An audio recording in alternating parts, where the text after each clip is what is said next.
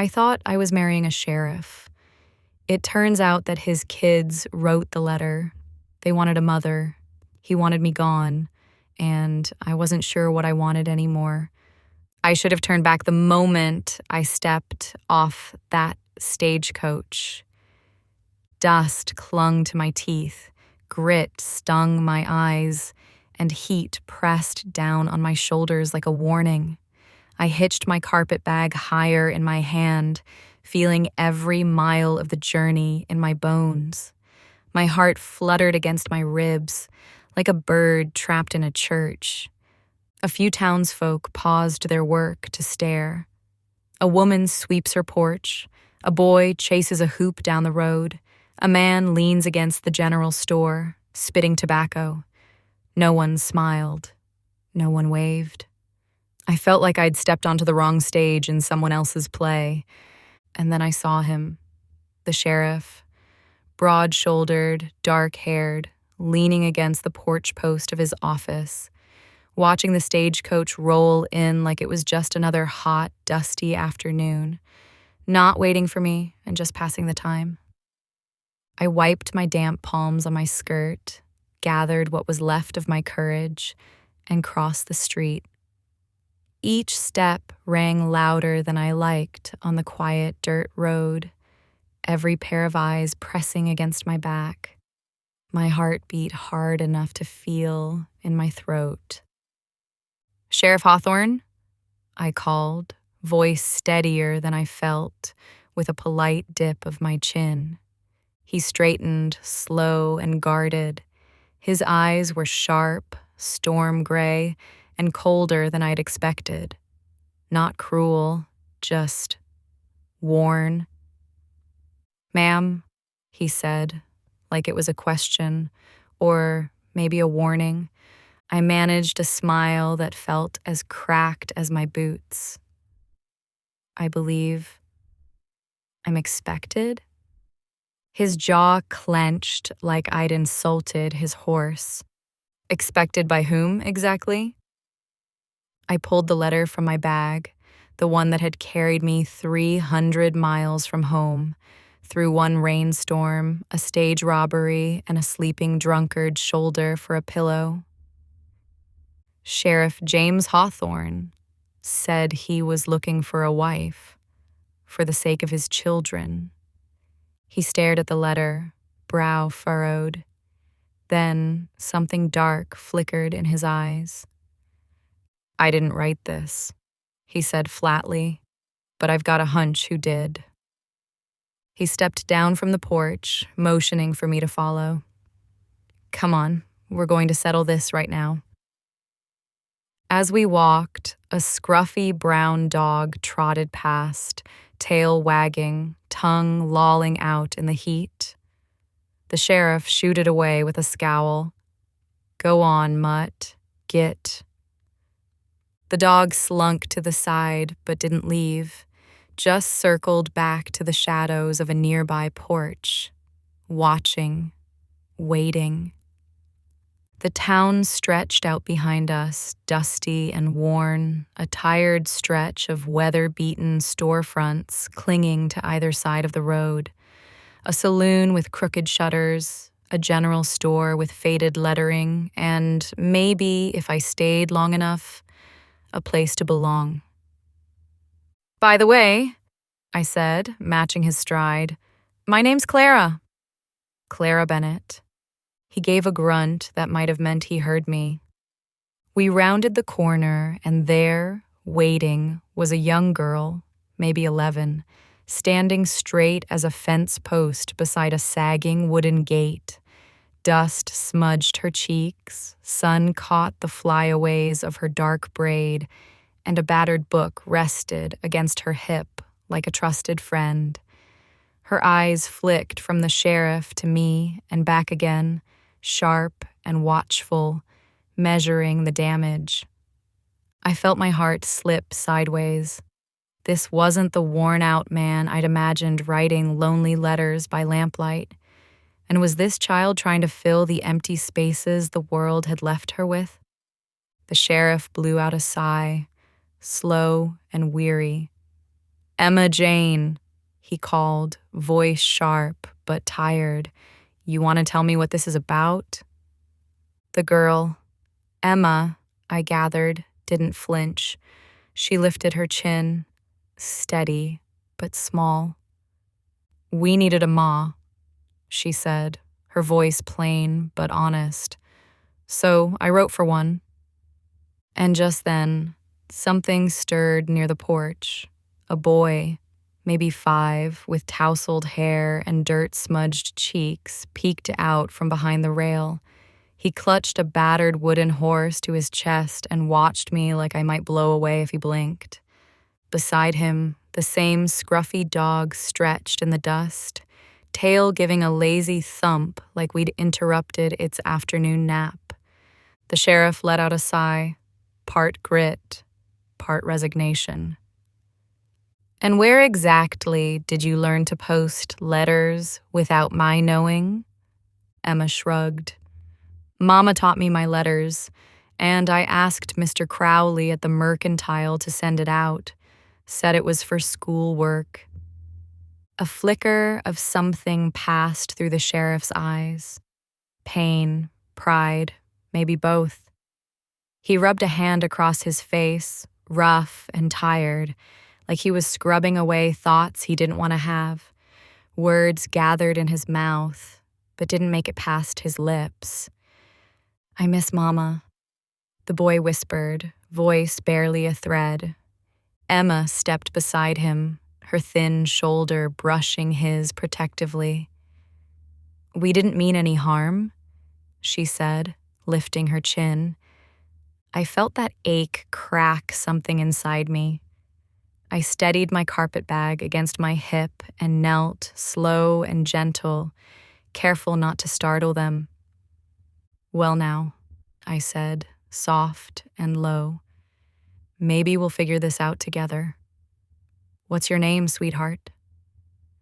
He shifted closer to the dog, barely whispering. Jack? I repeated softly. It's nice to meet you. Standing up, I faced the sheriff. I swallowed hard and squared my shoulders, though my legs felt like water. I'll stay 2 weeks, I said, the words tumbling out before I could think better of them. Help with the cooking, the cleaning, whatever's needed. I met the sheriff's eyes, willing my voice not to shake. But after that, I decide if this place is worth my trouble. He stared at me a moment too long, jaw working like he wanted to argue, but he didn't. Instead, he rubbed a hand across his mouth and let out a sigh sharp enough to cut the dust between us. 2 weeks, he muttered, voice low. Fair enough. For a moment, no one moved. Then Emma let out a breath I didn't know she'd been holding. A small smile crept across her face, fragile but real. Jack stayed quiet, clutching his wooden horse tighter, his gaze darting between me and his sister, still guarded. The scruffy dog gave a low huff, shifting closer to Jack like it was sealing the deal. And me? I stood there in the dust, wondering what in heaven's name I'd just gotten myself into. We barely made it to the porch before the sound of hooves clattered down the road. A man reined in fast, dust rising behind him. Trouble in town, boss. You'll want to come quickly. The sheriff muttered something under his breath, shot a look at me like I was the last thing he needed right now, then swung into action. Emma, show her around and keep the place standing. And just like that, he was gone. Emma gave me a look somewhere between shy and determined. Come on, I'll show you the house. It was smaller than I expected. Messier, too. Dishes piled up beside the sink, a pair of muddy boots tipped over by the door, books stacked on every flat surface. Someone had tried to keep it in order. Emma, clearly, but it was a battle, lost to dust and time. "We don't have much," she said, brushing a loose curl from her face, "but we try." I followed her down a narrow hallway to a little bedroom. 2 thin beds crowded the walls, a faded quilt tossed over one, and a few cracked porcelain dolls lined up like forgotten soldiers. "You can have my bed," Emma offered. "I'll bunk with Jack tonight." Jack stood in the doorway, hugging his wooden horse tight against his chest, the dog leaning against his legs like a bodyguard.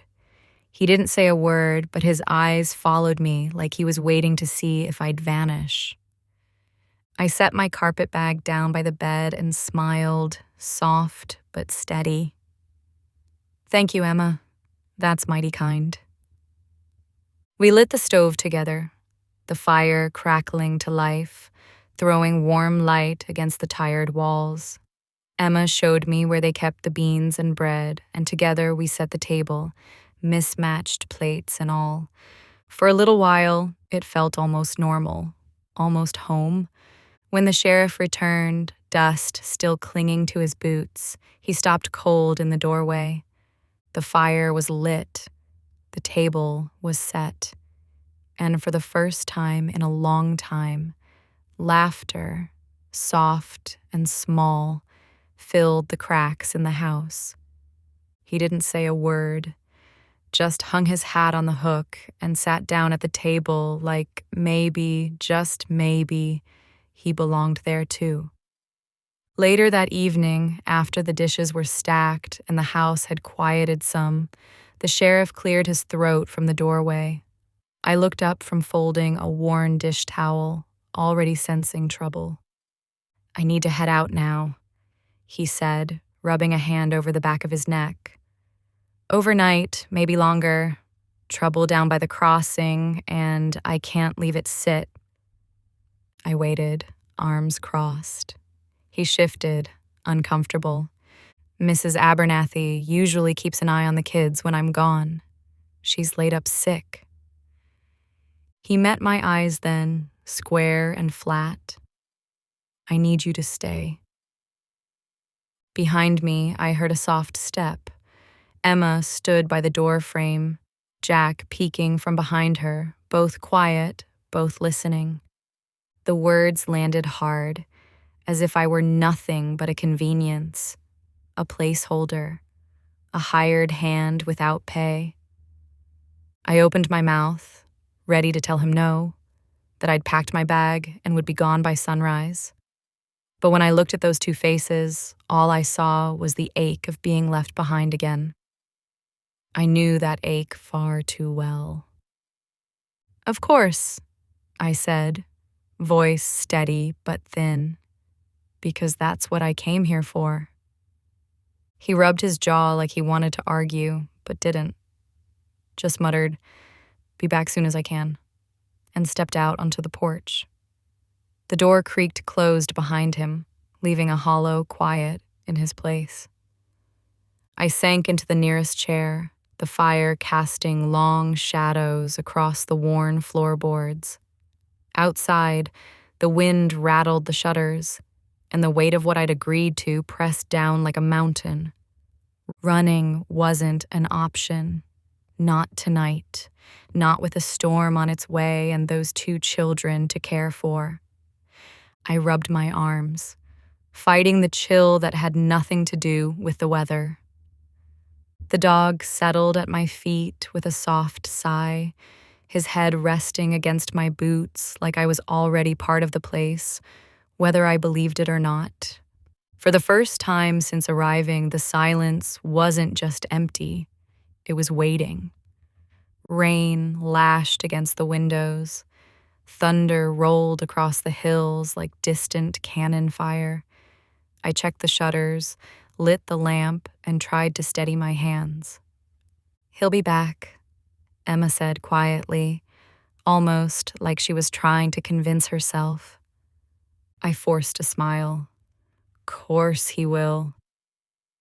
Jack hugged his wooden horse, and the dog moved over, close against his legs, both of them staring at the door as if they could will him back. After tucking the children in tight, humming a lullaby I barely remembered, I sat by the dying fire. But when their breathing softened and the house fell still, my courage slipped right out from under me. I cried, quiet, angry tears that burned just as much as the loneliness. No money, no family, no way out. "You fool, Clara," I whispered. "What have you gotten yourself into?" The storm roared on, drowning out the answers I didn't have. The morning broke with pale light spilling through the cracks in the shutters. I rose stiff and tired from the chair where I'd finally drifted off. From the kitchen, I heard a soft crash.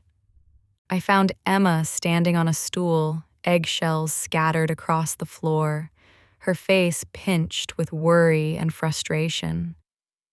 "I was trying to make breakfast," she said, glancing down at the mess like it might swallow her whole.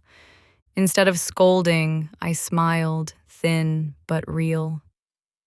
"Well, how about we make it together?" Emma blinked up at me, hope flickering behind her tired eyes, and gave a slight nod. We scrambled what was left of the eggs, burned the toast just a little, and laughed when the smoke chased us from the stove. For a moment, it felt almost easy. Jack wandered in, rubbing his eyes. He sat down by the dog, stroking its scruffy head. "His name's Bandit," Jack mumbled, eyes still on the floor. "He's my friend." I crouched beside him, meeting his gaze gently.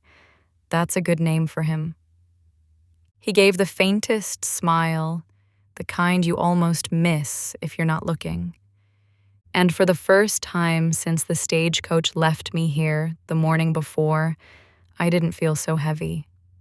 It was nearly midday when the sheriff rode back into the yard, boots and coat dusted from the road, his face drawn and unreadable. The smell of coffee and burnt toast still hung in the air from our late breakfast. I was wiping down the table when he stepped inside. He paused just for a beat, eyes sweeping over the warm fire, the clean dishes, and the two children playing quiet games with Bandit on the floor. I thought, maybe hoped, he'd say something kind. But all I got was, "Didn't figure you'd still be here." I set the cloth down slowly, steadying my breath. "I wasn't staying for your sake, Sheriff." The air crackled between us, sharper than the lightning that had rolled through the night before. Emma froze mid-move, watching us both with wide eyes. Jack hugged Bandit a little closer, his fingers twisting the dog's fur. The sheriff rubbed the back of his neck, sighing like the weight of the world was still sitting on his shoulders. But instead of explaining, apologizing, or softening, he muttered, "Suit yourself," and walked past me toward his desk like I was nothing more than a hired hand. I swallowed the ache rising in my throat and went back to wiping the same clean spot on the table. The distance between us stretched long and silent, filling the little house with something colder than the storm had left behind. It started slowly. Jack was too quiet at supper, pushing his food around with a frown. I brushed the back of his neck and found it burning hot, his skin damp with sweat. "Emma," I said softly, "get me a cool cloth." Now. Emma's eyes widened, but she obeyed. I scooped Jack up, light as a bundle of sticks, and carried him to his bed, heart hammering against my ribs. By the time the sheriff noticed, it was too late for calm. He'd just stormed in from the barn, wiping grease from his hands. "What's going on?" "He's burning up." I didn't bother softening it. I think it's bad. The color drained from his face. For one raw second, I saw it. The fear, but it snapped back into anger fast. I know how to tend my boy, he snapped, brushing past me roughly. But when he laid his hand against Jack's cheek, his shoulders sagged. "We need the doctor," I said, keeping my voice steady when my knees wanted to give out. He didn't argue this time, just grabbed his coat and bolted out the door, spurs clanging against the porch. The house fell silent except for the crackle of the fire and Jack's shallow breathing. Emma sat beside me, tears streaking her dusty face. "Is he gonna die?" she whispered. I wiped Jack's brow and prayed the answer wouldn't break her heart.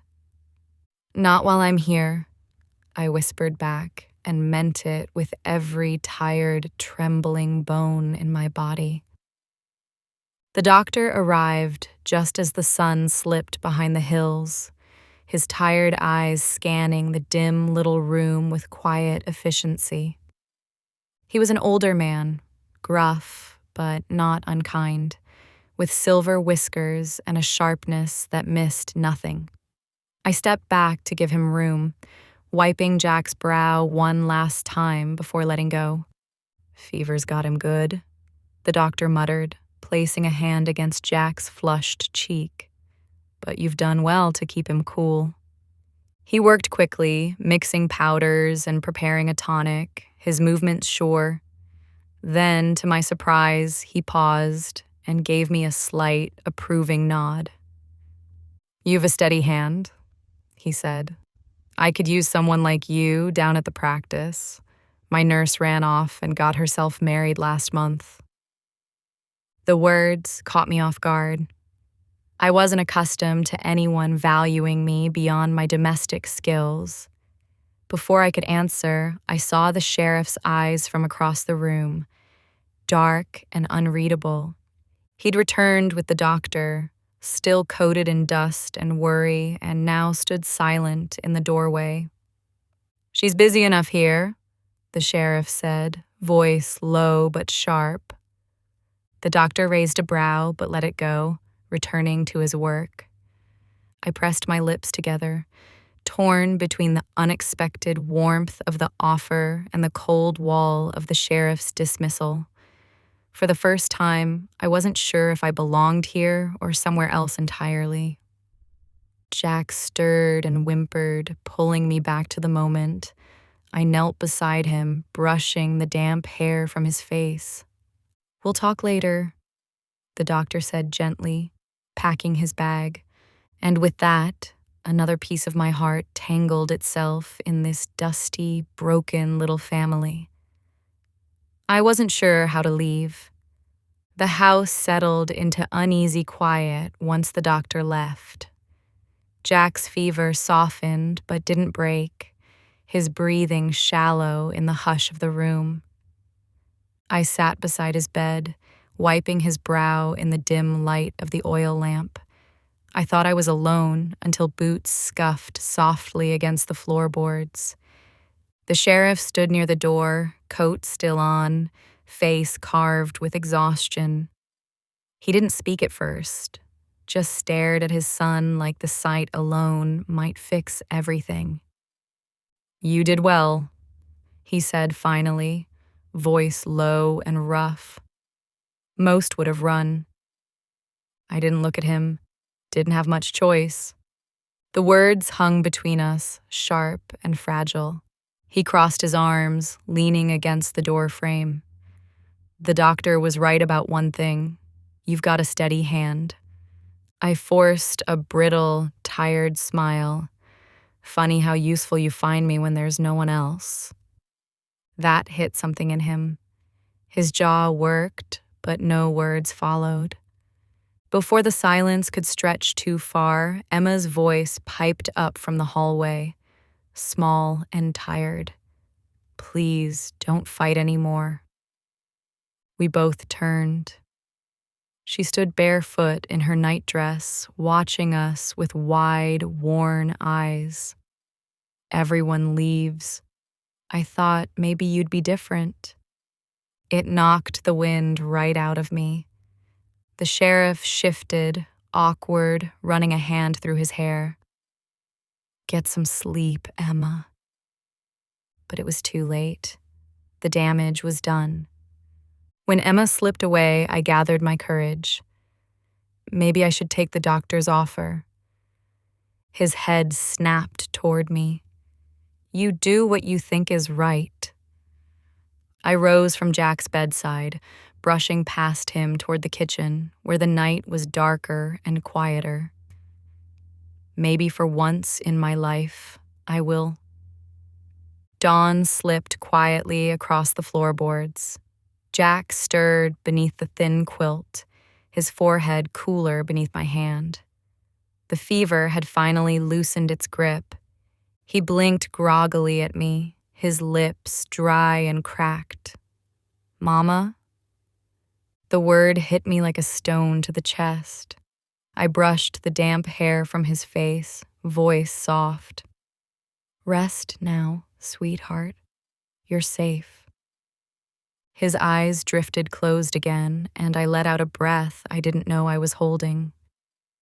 Later, when the house had settled into fragile peace, I found myself folding my shawl into my carpet bag. The weight of it felt heavier than I remembered.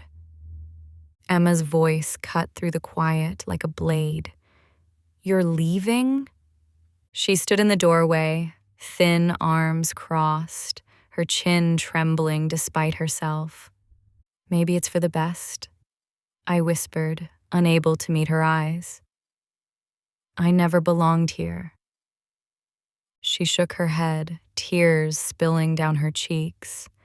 Everyone leaves. I thought you were different.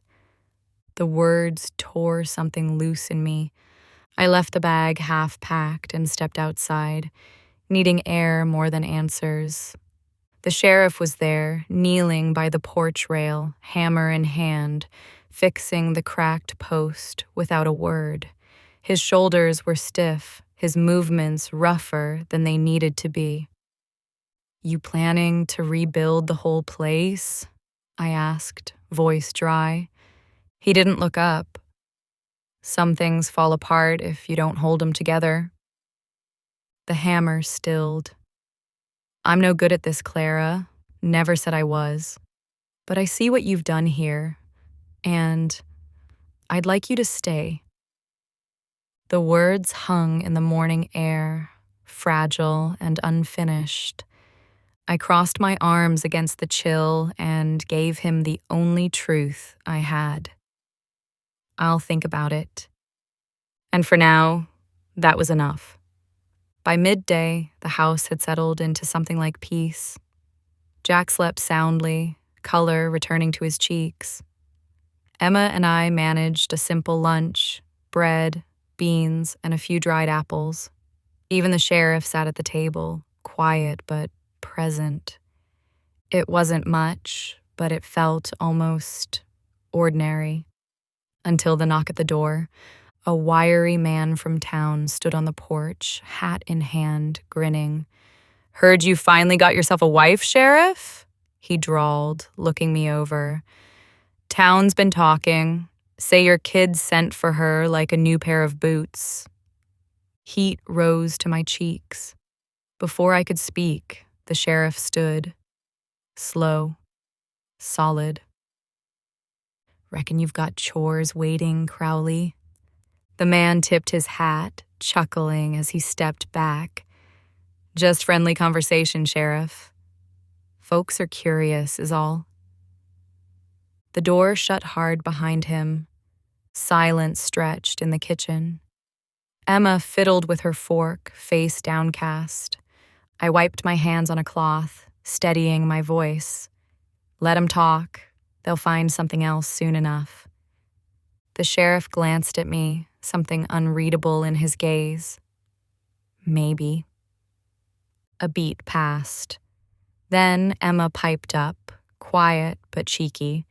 So, what's for supper, Ma? The room froze. Then, slowly, against all odds, the sheriff gave a soft huff of laughter. I felt a smile tug at the corner of my mouth, too. Maybe it wasn't much, but it was a start. Thank you for listening to this timeless tale. If you enjoyed Clara and the sheriff's story, you'll find more quiet love stories in our playlist.